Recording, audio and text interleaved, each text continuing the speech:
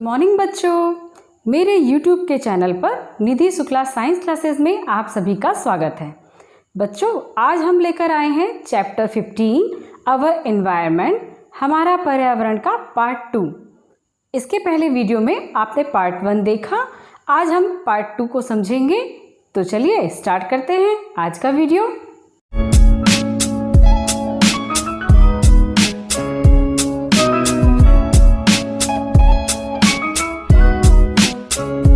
हमारा पर्यावरण में ये हमारा पर्यावरण चैप्टर 50 का पार्ट 2 है। इसके पहले बच्चों हमने पार्ट 1 में पारितंत्र को समझा, उत्पादक को समझा, उपभोक्ता को समझा और अपघटक को समझा। अब हम इसका पार्ट 2 समझेंगे। तो चलिए स्टार्ट करते हैं अपन अध्याय 15। इसमें हम समझेंगे आहार श्रृंखला और आहार जाल। आहार श्रृंखला, श्रृंखला का मतलब होता है chain, food chain and webs, और जाल का मतलब आप सब जानते हो, जैसे नेट का जाल होता है ना, वैसे ही आहार जाल होता है। तो सबसे पहले हम समझेंगे आहार श्रृंखला को। आहार श्रृंखला में एक चेन बनती है। चेन कैसे बनती है? जैसे वन पारितंत्र, एग्जाम्पल के रूप में हम लेते हैं वन पारितंत्र को। वन पारितंत्र जिसमें एक जंगल में क्या होते हैं? हरे पौधे होते हैं। हरे पौधे होते हैं ना, ये हरे पौधों को सबसे पहले कौन खाता है? शाकाहारी खाते हैं, यानी हिरण खाते हैं। तो जो भी शाकाहारी जीव होंगे वो हरे पौधों को खाएंगे। इसके बाद इन पहले जो हरे पौधों को खाएंगे वो कहलाएंगे उपभोक्ता, यानी प्राथमिक उपभोक्ता। अब इनको कौन खाएगा? मांसाहारी खाएंगे ना। तो जो बाघ हुआ वो हमारा द्वितीयक उपभोक्ता हुआ, यानी हमारे वन पारितंत्र में हरे पौधों को किसने खाया? हिरण ने खाया, यानी शाकाहारियों ने खाया। इसके बाद में प्राथमिक उपभोक्ता ने उसका उपभोग किया और इसके बाद मांसाहारियों ने उसे खा लिया। तो ये द्वितीयक उपभोक्ता हुए। ये थी आहार श्रृंखला, यानी चैन बनी ना वन पारितंत्र में, हरे पौधे उत्पादक, फिर उपभोक्ता और ये द्वितीयक उपभोक्ता।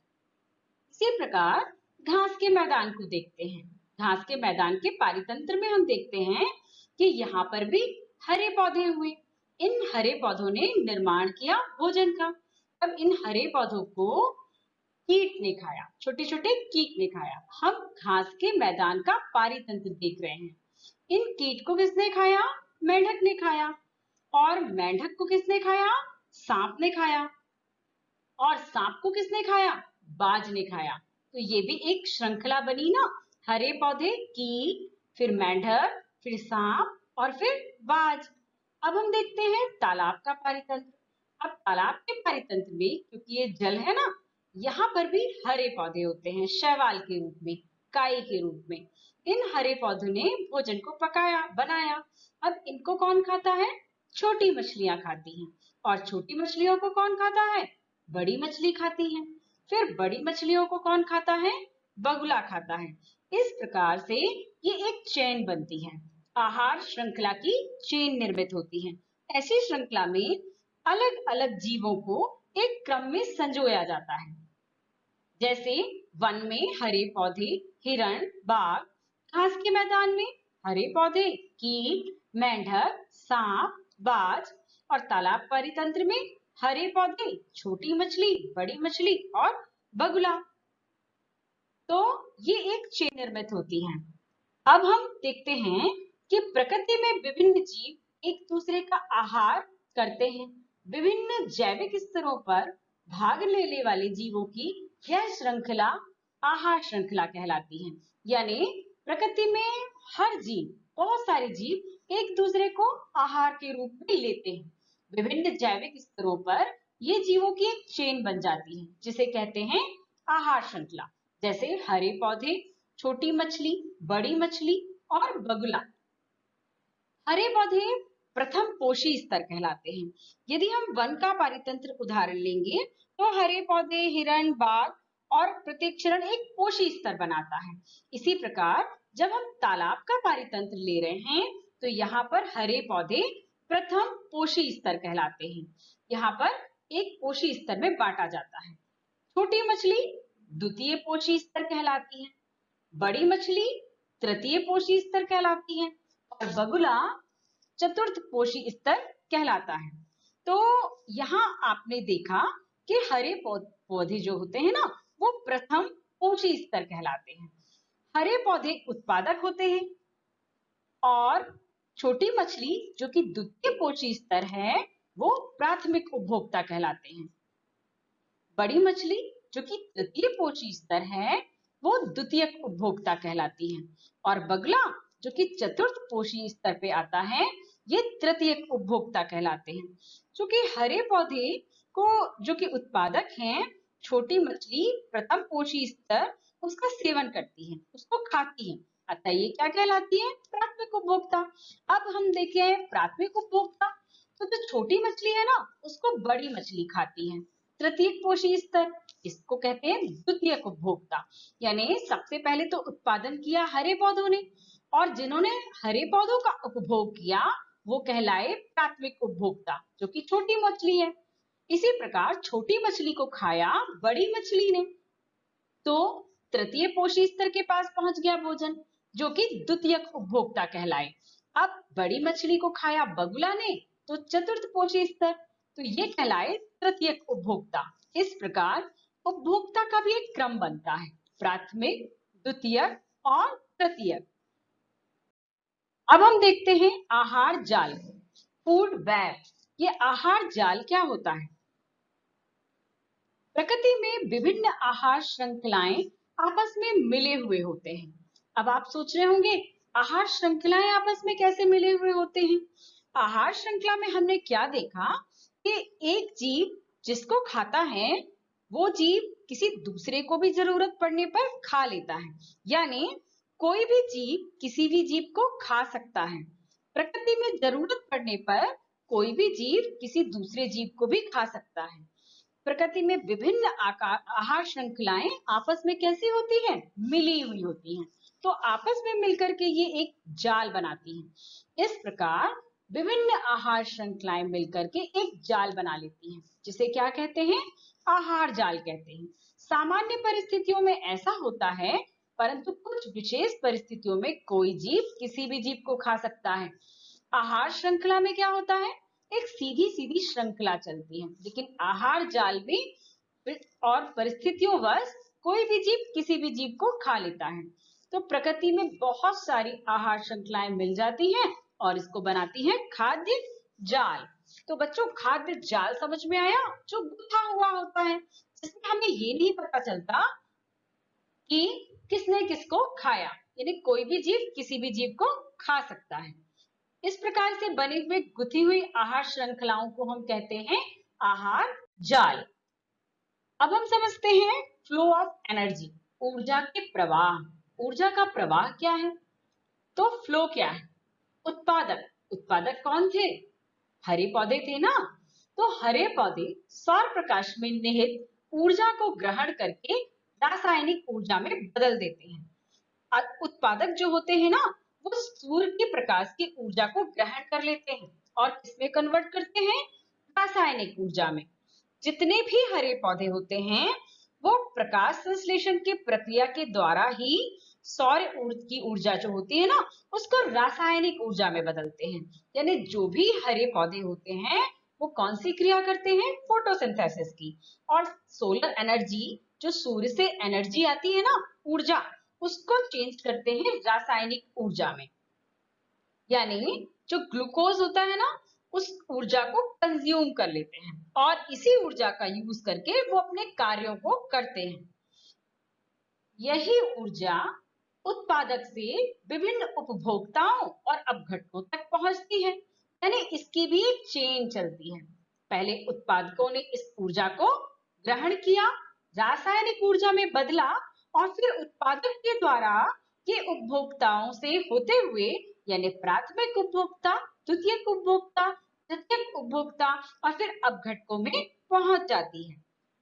और ऊर्जा के इसी प्रवाह को हम दूसरे तरीके से समझते हैं। जैसे ये सूर्य का प्रकाश है। सूर्य का प्रकाश इन्हें किसने ग्रहण किया? उत्पादक ने ग्रहण किया। उत्पादक को किसने खाया? शाकाहारी ने खाया। शाकाहारी को किसने खाया? मांसाहारी ने खाया। और मांसाहारी को किसने खाया? शीर्ष मांसाहारी ने, यानी कि सबसे बड़े जानवर ने। तो इस प्रकार शीर्ष मांसाहारी मतलब बाघ, शेर, ऐसे। तो सूर्य के प्रकाश से जो एनर्जी निकली उसे किसने लिया? हरे पौधों ने लिया। हरे पौधों को किसने खाया? जो शाकाहारी होते हैं, जैसे हिरण, बकरी, इन लोगों ने खाया। फिर हिरण बकरी को किसने खाया? लोमड़ी ने खाया।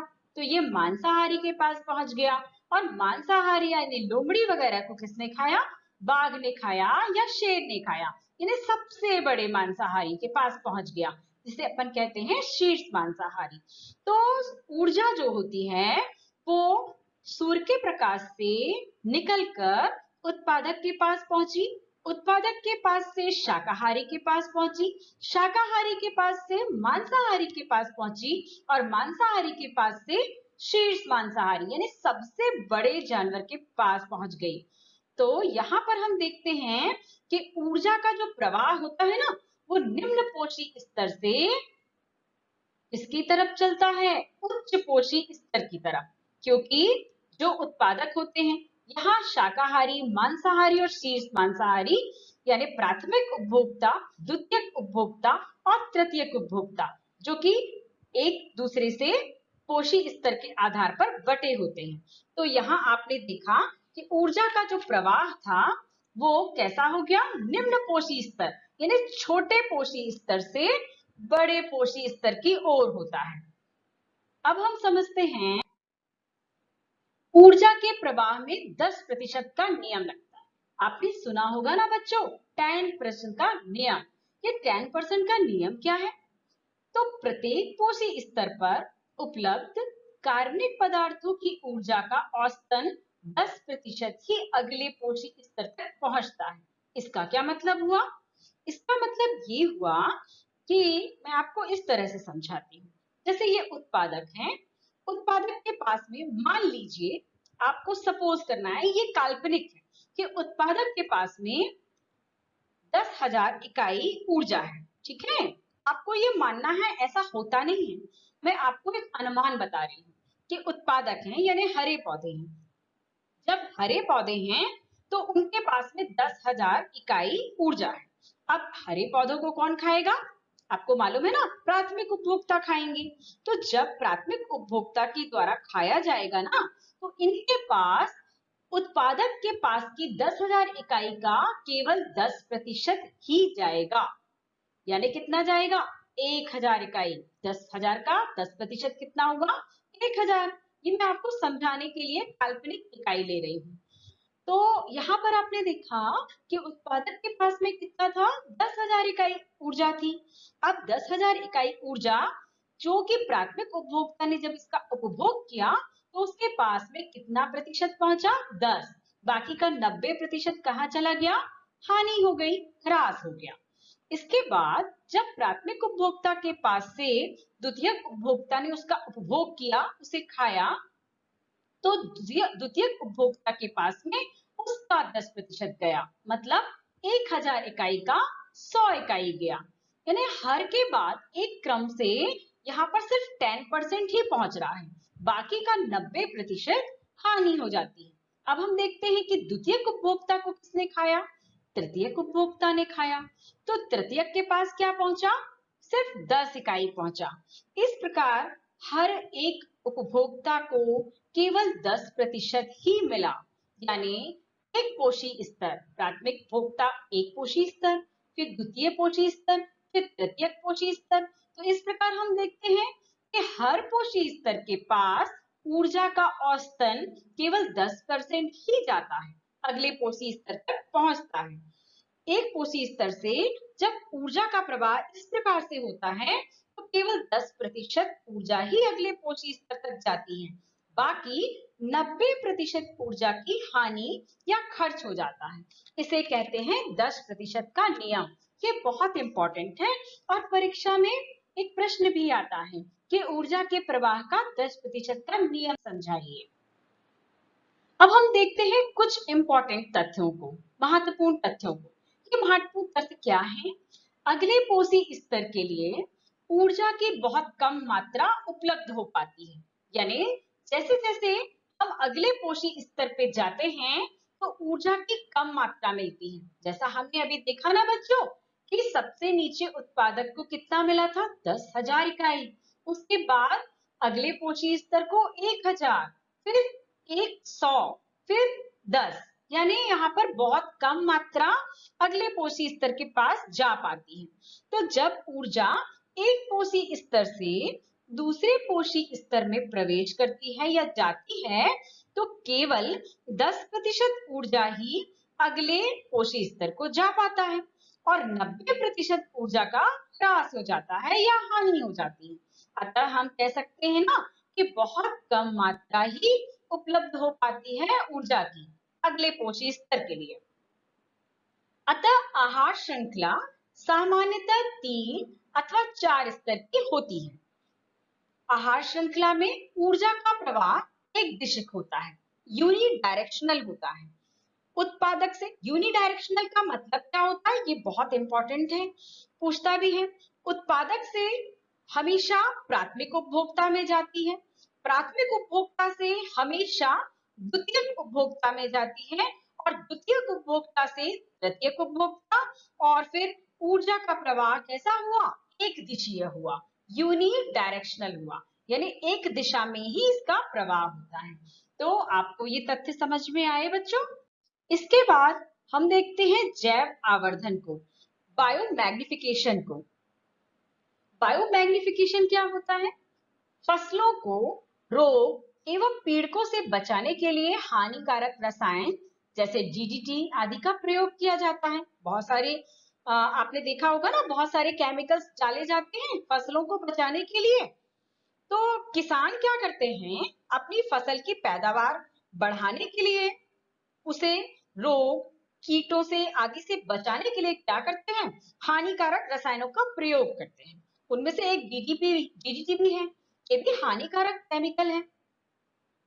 तो ये रसायन पौधों द्वारा जल एवं खनिजों के साथ में क्या कर लिया जाता है? अवशोषित कर लिया जाता है। इस प्रकार ये रसायन क्या करता है? अपने पौधों से, उसकी जड़ों से, मिट्टी से जल एवं खनिज लवणों को अवशोषित जब करती है ना उसकी जड़ें पौधों की, तो ये डीडीटी भी मिट्टी में मौजूद रहने के कारण खनिज लवण और जल के साथ में पौधों के अंदर प्रवेश कर जाता है। इस प्रकार से ये रसायन आहार श्रृंखला में प्रवेश कर जाता है। और हम जानते हैं कि आहार श्रृंखला में जब एक जीव दूसरे जीव को खाता है तो पौधों से ये किसमें पहुंचता है? एक जीव से दूसरे जीव में, क्योंकि आहार श्रृंखला तो ऐसे ही चलती है ना, पौधों से प्राथमिक उपभोक्ता, फिर द्वितीयक उपभोक्ता और फिर तृतीयक उपभोक्ता। तो जैसे जैसे ये आहार श्रृंखला में प्रवेश करता है रसायन, तो आहार श्रृंखला से एक जीव ने जब दूसरे ने खाया तो दूसरे में पहुंच गया, तीसरे ने खाया तो तीसरे में पहुंच गया। इस प्रकार ये रसायन प्रत्येक पोषी स्तर पर उत्तरोत्तर संग्रहित होते जाते हैं। अतः शीर्ष स्तर के जीवों में इसकी सबसे अधिक मात्रा पाई जाती है। इसे कहते हैं जैव आवर्धन। हम जानते हैं कि हरे पौधों को जब खाते हैं कीट, और कीटों को खाते हैं मेंढक, और मेंढक को कौन खाता है? सांप खाता है, और सांप को कौन खाता है? बाज खाता है ना। तो जो निचले स्तर का प्राणी होता है उसमें डीडीटी की कम मात्रा पाई जाती है, यानी कीटों में, फिर मेंढक में, और उससे अधिक सांपों में, और उससे अधिक बाजों में। इस प्रकार जैसे जैसे हम ऊंचाई पर जाएंगे तो क्या होगा? उपभोक्ता के शरीर में डीडीटी की मात्रा या किसी भी हानिकारक रसायन की मात्रा अधिक होती चली जाती है।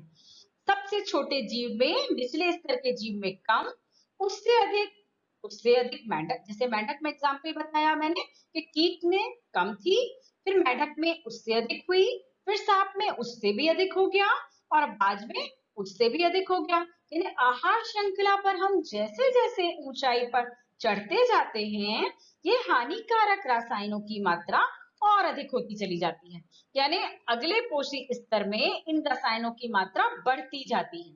तो शीर्ष स्तर के जो जीव होते हैं ना, इनमें सबसे अधिक पाई जाती है तो इसकी मात्रा रसायनों की, जो जीव टॉप में होता है उसमें सबसे अधिक हानिकारक रसायनों की मात्रा होती है। इसको कहते हैं जैव आवर्धन, बायोमैग्निफिकेशन। ये भी बहुत इंपॉर्टेंट है और आता है। चलिए देखते हैं अब अगला पॉइंट, ओजोन परत। ये आजकल का सबसे इंपॉर्टेंट पॉइंट है, ओजोन परत। बच्चों इस पर बहुत सारे क्वेश्चंस भी आते हैं। ओजोन परत क्या है? वायुमंडल की स्तर में ओजोन गैस की परत पाई जाती है।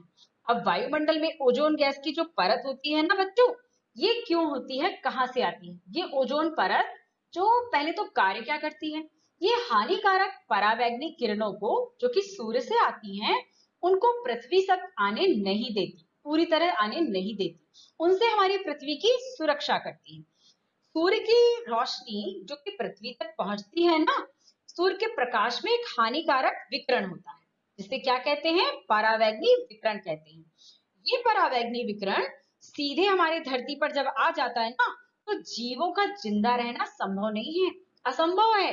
ये ओजोन परत क्या करती है, इन हानिकारक परावैंगनी विकिरणों को वहीं पर रोक लेती है और क्या करती है, हमारे लिए छाते का काम करती है, छतरी का काम करती है। जैसे छतरी होती है ना, तो जब अपन धूप में निकलते हैं तो डायरेक्ट हमारे सिर पर धूप नहीं पड़ती ना, इसी प्रकार ये छतरी बनकर इन परावैंगनिक किरणों से हमारी रक्षा करती है। तो सूर्य से आने वाली जो हानिकारक परावैंगनिक किरणें हैं, ये मनुष्य के लिए बहुत घातक होती हैं। इनसे बहुत सारी प्रकार की स्किन डिसीज भी होती हैं और सबसे ज्यादा त्वचा का कैंसर, ऐसी बीमारियां, घातक बीमारियां इनसे होती हैं। तो ओजोन परत जो हमारे लिए एक बहुत ही उपयोगी परत है, इस परत को, ये परत हमारे लिए हानिकारक परावैंगनी से सुरक्षा प्रदान करती है। ओजोन गैस का निर्माण, हमारे पास ओजोन गैस का निर्माण कैसे होता है? तो जो ओजोन है वो ऑक्सीजन अणु पर परावैंगनी विकिरण के प्रभाव से ओजोन का निर्माण करती है। यानी ऑक्सीजन के जो अणु है ना, उन पर जब परावैंगनी विकिरणों के प्रभाव से किसका निर्माण होता है, ओजोन का निर्माण होता है। अब हम देखते हैं ओजोन परत का क्षय। क्षय का मतलब होता है नष्ट होना। ओजोन परत क्या है बच्चों, हमारे लिए एक वरदान है। सबसे ज्यादा मनुष्य ही अपने क्रियाकलापों से ओजोन परत को हानि पहुंचा रहा है। कैसे? आपने देखा होगा कि जो ओजोन परत हमारे लिए जो वरदान हुई है, इसमें मनुष्य बहुत सारे ऐसे क्रियाकलाप कर रहा है जिससे ये ओजोन परत में एक छेद हो गया है। छेद कैसे हो गया है, कैसे धीरे धीरे नष्ट होने लगी है? आजकल रेफ्रिजरेटर, अग्निशमन, एसी, ये सारी चीजें बहुत मनुष्य उपयोग करता है। इनमें क्या होता है, क्लोरोफ्लोरोकार्बन होता है। ये सारी चीजें ओजोन परत को क्षति पहुंचाती हैं और बहुत सारे रासायन भी होते हैं जो भी ओजोन परत को क्षति पहुंचाते हैं। और बढ़ता प्रदूषण, ये भी ओजोन परत को क्षय कर रहा है, उसको नष्ट करता जा रहा है। तो ओजोन परत हमारे लिए बहुत उपयोगी है, इसे नष्ट होने से बचाना चाहिए। और नष्ट होने के कारण भी इसमें बताए गए हैं कि रेफ्रिजरेटर, अग्निशमन, इनमें से जो क्लोरोफ्लोरोकार्बन निकलता है ना, ये ओजोन परत को नष्ट करता है और हमारे यहाँ जो ओजोन परत है उसमें भी एक छिद्र हो गया है।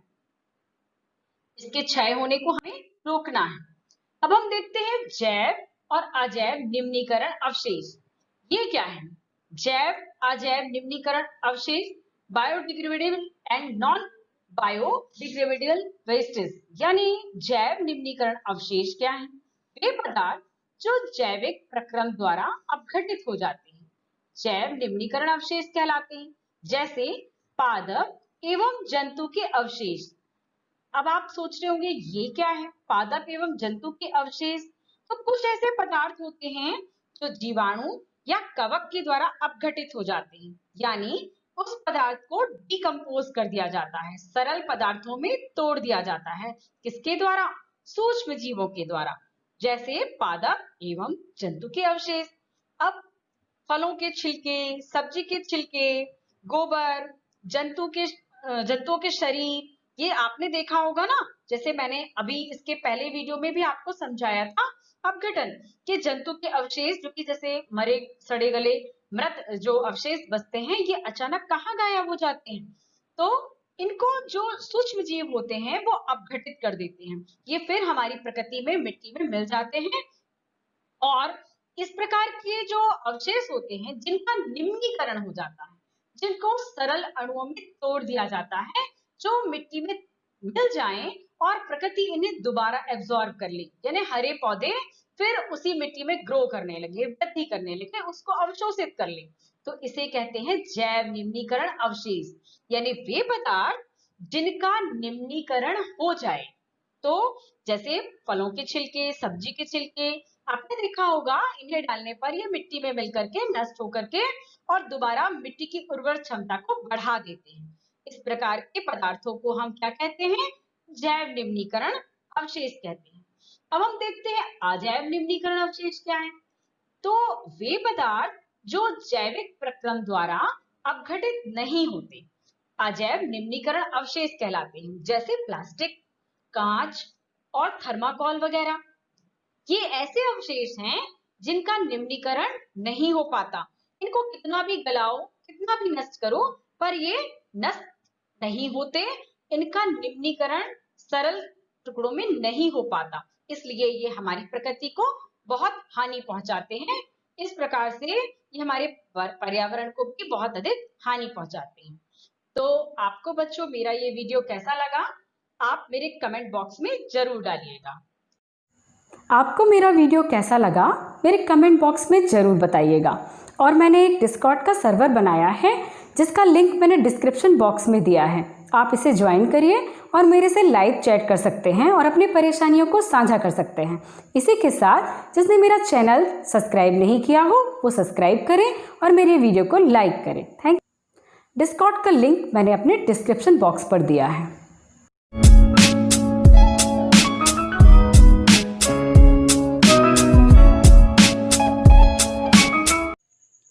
मेरे चैनल को सब्सक्राइब करें और बेल आइकन को दबाएं।